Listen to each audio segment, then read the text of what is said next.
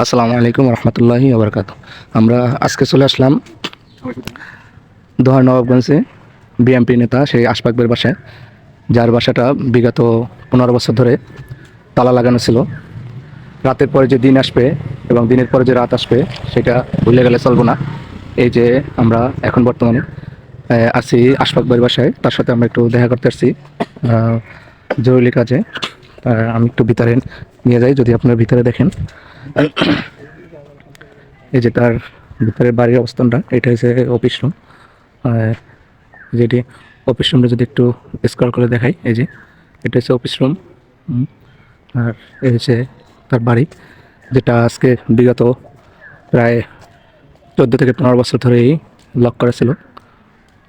এখন সে উন্মুক্ত। যাই হোক, এই যে সেই দোহা নবাবগঞ্জে আশফাক ভাইয়ের বাসা। ভালো থাকে তার বাসার ভিতরের পরিবেশটা। এই বাসার ভিতরে যে পরিবেশ, সেটা অনেকদিন বন্ধ থাকার কারণে সব কিছু এলোমেলো হয়ে আছে। আর আশফাক ভাই তো সে বর্তমানে অনেক ব্যস্ত, ঢাকাতে আছে। আজকে আমরা ভাগ্য ভালো বাসায় পেলাম তাকে।